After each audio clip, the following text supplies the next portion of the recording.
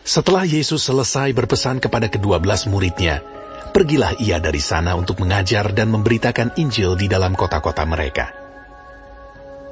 Di dalam penjara, Yohanes mendengar tentang pekerjaan Kristus, lalu menyuruh murid-muridnya bertanya kepadanya, "Engkaukah yang akan datang itu?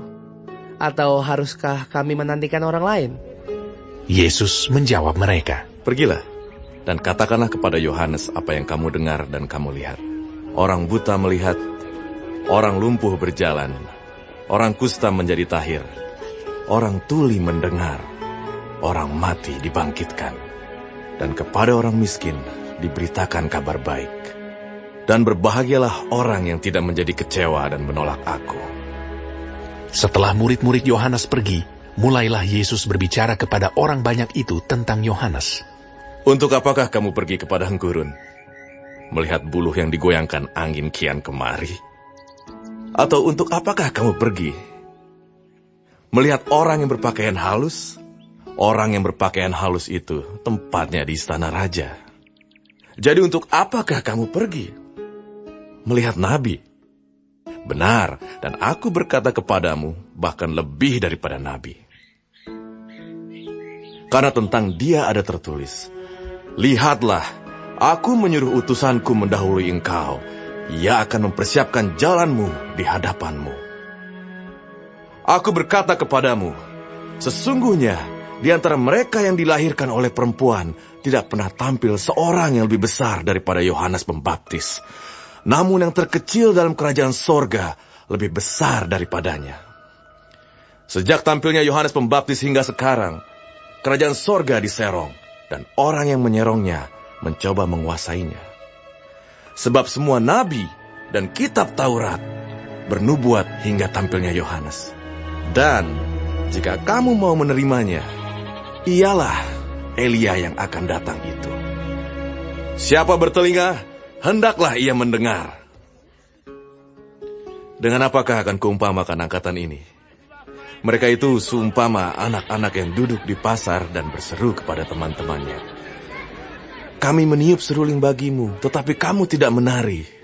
Kami menyanyikan kidung duka, tetapi kamu tidak berkabung. Karena Yohanes datang, ia tidak makan dan tidak minum, dan mereka berkata, ia kerasukan setan. Kemudian anak manusia datang, ia makan dan minum, dan mereka berkata, lihatlah, ia seorang pelahap dan peminum, sahabat pemungut cukai dan orang berdosa. Tetapi hikmat Allah dibenarkan oleh perbuatannya."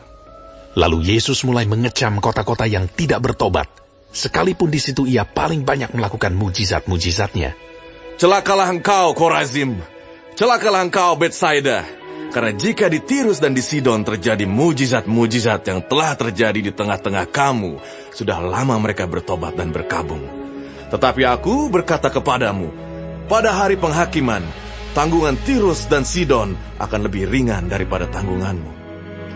Dan engkau, Kapernaum, apakah engkau akan dinaikkan sampai ke langit? Tidak, engkau akan diturunkan sampai ke dunia orang mati. Karena jika di Sodom terjadi mujizat-mujizat yang telah terjadi di tengah-tengah kamu, kota itu tentu masih berdiri sampai hari ini. Tetapi aku berkata kepadamu, pada hari penghakiman, tanggungan negeri Sodom akan lebih ringan daripada tanggunganmu." Pada waktu itu berkatalah Yesus, "Aku bersyukur kepadamu Bapa, Tuhan langit dan bumi, karena semuanya itu engkau sembunyikan bagi orang bijak dan orang pandai, tetapi engkau nyatakan kepada orang kecil. Ya Bapa, itulah yang berkenan kepadamu.